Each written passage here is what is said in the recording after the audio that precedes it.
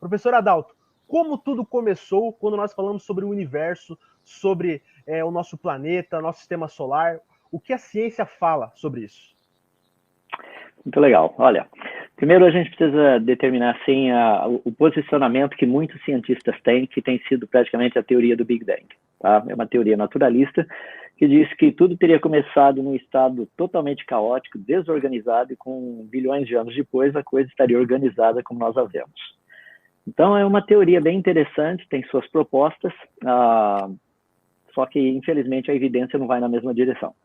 A evidência vai na direção oposta, ou seja, a evidência que nós temos é que o universo nunca teria surgido espontaneamente, há bilhões de anos atrás. Essa é a evidência que nós temos. Então, deixa eu falar um pouquinho a respeito disso. Imagina o seguinte, se nós pudéssemos voltar a 100 anos atrás e dar uma olhadinha como eram as coisas há 100 anos atrás. Então, você veria muitas coisas assim, diferentes daquilo que nós temos hoje, né? E se a gente pudesse voltar 1000 anos atrás? Você veria ainda coisas mais diferentes. E se a gente pudesse voltar a, sei lá, 10 mil anos atrás? Estou colocando ideias, assim, datas aleatórias, tá? Se a gente pudesse voltar a 100 mil anos atrás, ou a 1 milhão de anos atrás, a pergunta é como que nós veríamos? Então, deixa eu usar uma pessoa para ficar mais fácil, tá? Se a gente, vamos pegar, eu estou com 64 anos agora. Se a gente voltar 10 anos atrás, tá? Ou seja, eu estaria com os meus 54 anos. Rapaz, eu tinha mais cabelo, tinha mais um monte de coisa assim que está desaparecendo rapidamente. E se a gente voltasse a 20 anos atrás? Eu estaria lá com os meus 44 anos. Tá? Minhas filhas estavam na universidade nessa época. Se eu voltasse mais a 30 anos atrás, se eu voltasse a 40 anos atrás, se eu voltasse a 50 anos atrás, se a gente voltasse a 60 anos atrás, vamos pegar, se a gente pudesse voltar a 60 anos atrás, você me veria literalmente lá aquele garoto lá de 4 anos de idade, correndo atrás, brincando com caminhãozinho, coisa assim. Ou seja, quanto mais no passado você olhar, mais jovem deveriam estar as coisas, certo? Isso é óbvio. Quando nós estudamos o universo, é muito legal porque, na verdade, nós estamos olhando no passado. Eu sempre comento com as pessoas, eu pergunto, você está vendo o Sol? Quer dizer, o Sol está brilhando agora? Geralmente as pessoas falam, sim, claro que está brilhando agora. Bom, depende de onde você está, né? Agora eu não estaria brilhando aqui do nosso lado, porque está escuro. Mas do outro lado está brilhando. Então, se eu perguntasse lá para minha filha que mora lá na Coreia do Sul, o Sol está brilhando agora? Qual seria a resposta científica dela? A resposta científica seria, pai, eu não sei, né?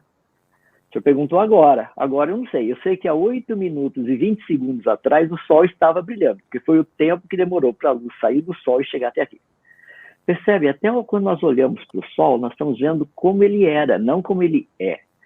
Se a gente olhar assim para lugares mais distantes, nós teríamos condição de ver como as coisas eram logo no começo.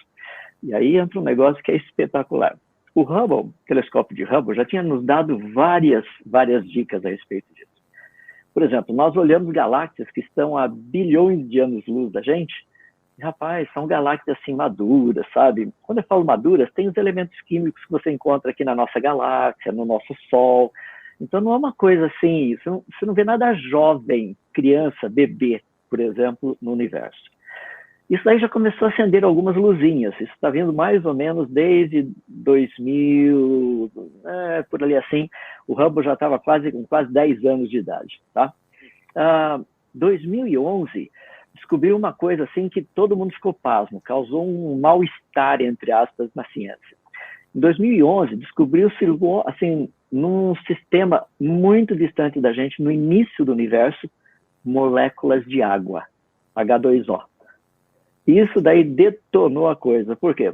Inclusive o artigo científico diz o seguinte, que essa é mais uma evidência que água encontra-se de maneira predominante desde os primórdios do universo. Rapaz, eu já li isso em outro livro, que foi muito interessante, porque a água estava desde o início. Agora, como explicar a existência de água no início? Percebe?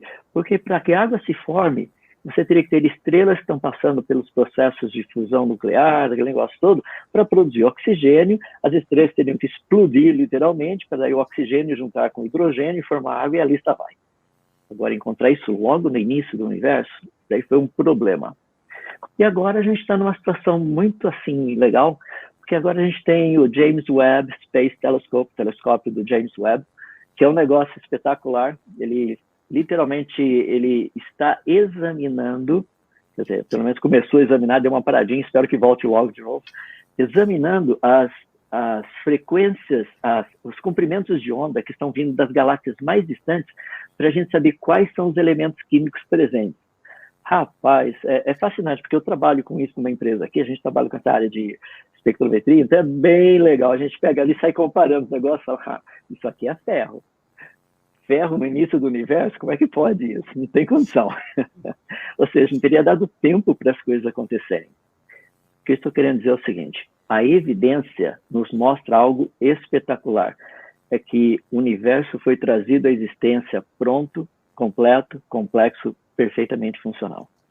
Nós já tínhamos uma lista imensa de galáxias poeirentas, extremamente massivas, com muitos elementos, a gente chama elementos químicos metálicos em estrela, é tudo que está acima do hélio. Então, um monte de elementos químicos lá que não deveriam estar. Inclusive, saiu um artigo bem interessante, um comentário bem interessante na Scientific American, e dizendo assim, cientistas encontram o que não deveria estar lá. Achei super legal. Até mandei um recadinho pro pessoal lá, falei assim, ó, cientistas encontram aquilo que a Bíblia disse que estaria lá. E está lá mesmo. A gente só encontrou o que a gente deveria encontrar. Mas percebe, a teoria do Big Bang, nela, esse tipo de elementos químicos que nós estamos encontrando no início do universo não deveriam estar lá.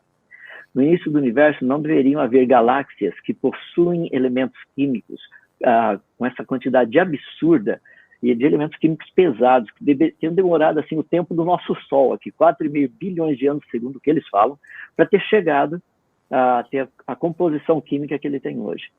Então, o que nós estamos vendo é de uma forma muito interessante, é que o universo foi trazido à existência completo, complexo, perfeitamente funcional. Cientificamente falando, é a evidência que a gente tem.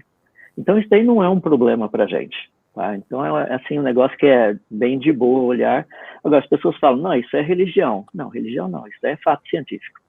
Quando você pega e mede o espectro de estrelas, de galáxias, e você fala, isso aqui é cromo, isso aqui é ferro, isso aqui é sódio, isso aqui é, sei lá, fala, ó, isso é evidência. Então, não tem como a gente poder escapar disso.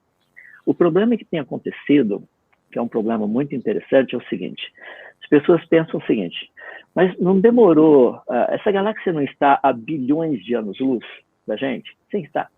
Não teria demorado bilhões de anos para a luz chegar até aqui? Esse é um raciocínio que as pessoas têm. A minha pergunta a respeito disso, meu comentário a respeito disso é o seguinte, se você quiser associar distância e tempo, tudo bem, a gente pode fazer isso. Ou seja, teria demorado bilhões de anos para a luz chegar até aqui. Se demorou bilhões de anos, então eu estaria vendo como isso era bilhões de anos atrás. E há bilhões de anos atrás não poderia ser maduro, teria que ser criança, teria que ser jovem, teria que estar no início da vida. Não é isso que a gente vê. Então, quando nós olhamos de uma forma específica o universo, volte e vamos àquele ponto. A evidência aponta para um universo que foi trazido à existência completo, complexo e perfeitamente funcional. Então, é um negócio que eu defendo que meus amigos não gostam muito, tá? Mas eu vou falar de qualquer forma. Pelo que tudo indica, o efeito Doppler, para a gente ver assim, distância que existe de galáxias e tudo mais, isso daí só foi nos dado para a gente ter uma ideia da distância e não do tempo para que a luz demore para chegar até aqui. Essa é a impressão que eu tenho. Percebe a diferença? Eu consigo medir a distância, só para eu ter uma ideia do quão grande o negócio é. Mas não necessariamente para saber quão antigo ele é. Por quê? Se ele tivesse surgido espontaneamente, ao olharmos para lugares diferentes, distantes e diferentes, nós veríamos corpos celestes, galáxias, estrelas, etc., que estão em estágios diferentes de desenvolvimento. Mas não é isso que a gente tem visto. Tá? Só para completar, sistema solar. Tá? Então, o universo desse jeito. Sistema solar.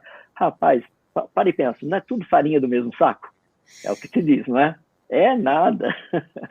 A gente tem estudado aí os sistemas todos, luas e os planetas de uma forma geral, literalmente, não é farinha do mesmo saco.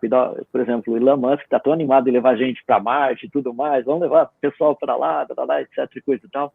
Só tem um problema, Marte não tem os elementos químicos necessários no solo para a gente fazer planta crescer. Por que a Terra tem? Não é tudo farinha do mesmo saco? Deveria ter lá também. Então, essa variedade que nós encontramos no sistema solar mostra que o negócio não é farinha do mesmo saco.